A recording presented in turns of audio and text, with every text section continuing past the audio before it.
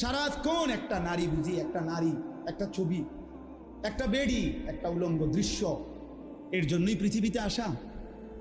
এই রাত দিন বুঝি মোবাইলে দেখবা, ছবি দেখবা, নারী দেখবা, সারাদিন বুঝি নারীর জন্যই পৃথিবীতে আসা তোমার, আর কাম নাই, আর কোনো উদ্দেশ্য নাই দোস্ত আমার। বাহ, ঠিক হলো না, ঠিক করলা না ভাইয়া, ভালো করলাম। আমি অনুরোধ করলাম, আমার কথা শেষ। আমি অনুরোধ করি, আল্লাহ যদি আবার কখনো তৌফিক দেয় লম্বা করে বলবো ইনশাআল্লাহ। কিন্তু বলার উদ্দেশ্য এটাই, আল্লাহ তাআলা বলেন নিকৃষ্ট প্রজন্ম যে নামাজ নষ্ট করে, ওয়াত্তাবাউশ শাহওয়াত। আর দ্বিতীয় কথা হলো, আল্লাহ বলে যারা তাদের মনের চাহিদার অনুসরণ করে, শাহওয়াত, আমার মনের কামনা বাসনা, আমার মনে যা চায়। এখানে আল্লাহ, খোদা, রসুল, দিন, শরীয়ত, হালাল হারাম, জায়েজ না জায়েজ কিচ্ছুর কোনো বাজ বিচার নাই। আমার মন চাইছে, রাত নাই, দিন নাই, সকাল নাই, দুপুর নাই, আমার মনে যা চায় আমি তাই করি। খোদার কসম আল্লাহ বলেন, এই দুইটি মন্দ অভ্যাস যাদের, এক, প্রতিনিয়ত যারা তাদের নামাজ নষ্ট করে দেয় এবং মনের চাহিদার অনুসরণ করে, মনের কামনা বাসনার অনুসরণ করে, আল্লাহ বলেন এরা খালফুন, এরা নিকৃষ্ট প্রজন্ম, এরা মন্দ জেনারেশন। ফাসাউফা ইয়ালকাউনা গাইয়া, আমি আল্লাহ এদেরকে জাহান্নামের সবচেয়ে নিকৃষ্ট একটা গর্তের নাম হলো গাই। এই গাই নামক জাহান্নামের একটা গর্ত আছে, যেটার মধ্যে জাহান্নামের সবচেয়ে বেশি আযাব।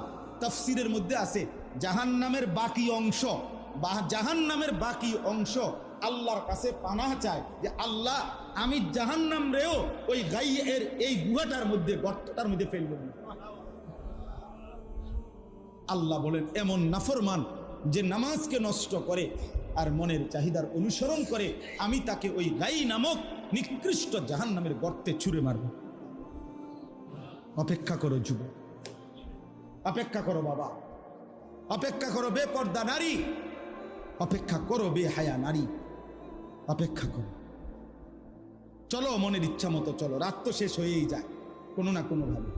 সিজদার রাতও ভোর হয়, নেশার রাতও ভোর। হ্যাঁ, আজ রাত যে যুবক আল্লাহকে সিজদা দেয় তারও ভোর হয়, যে মদের নেশায় পড়ে থাকে তারও কি হয়ে যায়, ভোর হয়। স্বার্থপর এই দুনিয়া যুবক, নওজওয়ান,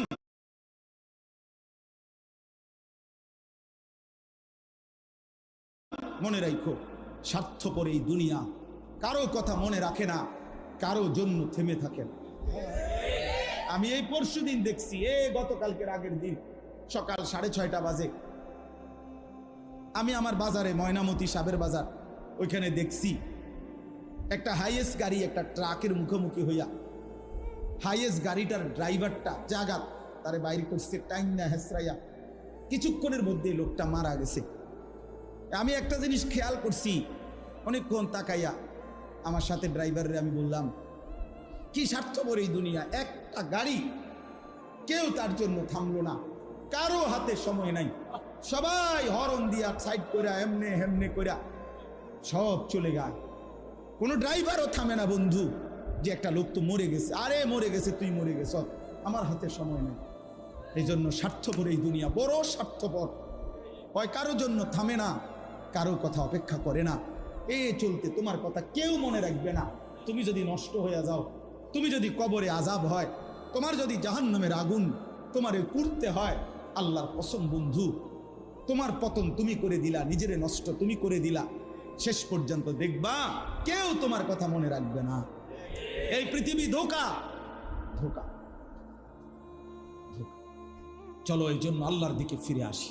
ইয়া আইয়ুহাল্লাযীনা আমানু আলাইকুম আনফুসাকুম, কোরআনুল কারীমের মধ্যে আছে, আল্লাহ তাআলা বলেন, হে ঈমানদারগণ, তোমরা সকলেই প্রত্যেকেই নিজেকে মজবুতভাবে আঁকড়িয়ে ধরো।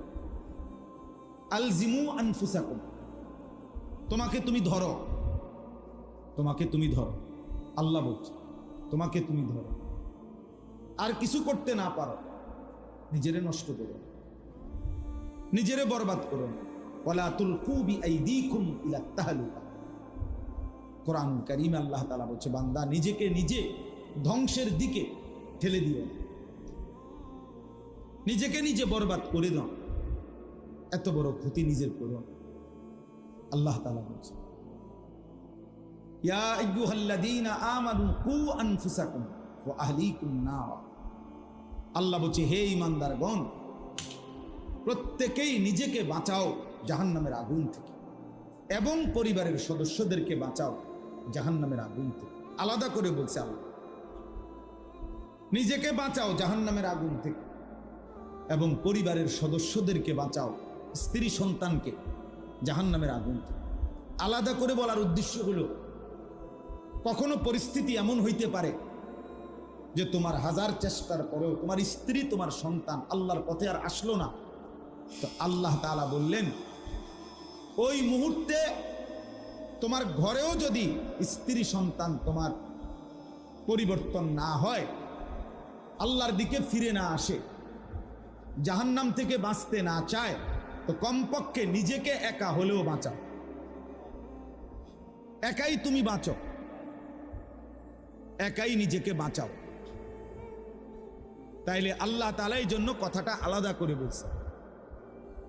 কু আনফুসাকুম আলাদা বলছেন, ওয়া আহলিকুম আলাদা বলছেন। তোমার নিজেকে বাঁচাও, এরপরে বলছেন এবং তোমার পরিবারের সদস্যদেরকে বাঁচাও। এই জন্য ভাইয়া, এই পৃথিবীর কেউ যদি তোমার কথা না শুনে, এমনকি তোমার ঘর, তোমার পরিবার, তোমার স্ত্রী সন্তান, আল্লাহ তাআলা বলছে তবুও মুমিন নিজেকে বাঁচাও, একাও বাঁচাও, তবুও হাল ছাইরো না, তুমি একা হলেও আল্লাহর দ্বীনের উপরে থাকো। হাদিসের মধ্যে আছে, হযরত হুযায়ফা রাদিয়াল্লাহু তাআলা আনহু, একজন বিখ্যাত সাহাবী হুযায়ফা, লম্বা হাদিস। তো ওই হাদিসের লাস্ট অংশে হলো, এই সাহাবী নবীজি সাল্লাল্লাহু আলাইহি সাল্লামকে একদিন জিজ্ঞেস করছেন, ইয়া রাসূলুল্লাহ, যদি আমি জীবন চলার পথে কখনো আমার অবস্থা এমন হয় যে আল্লাহর দ্বীনের উপরে চলার জন্য আমি আমার সাথে আর কাউকে পেলাম না, কেউ নাই আর আমার সাথে, সবাই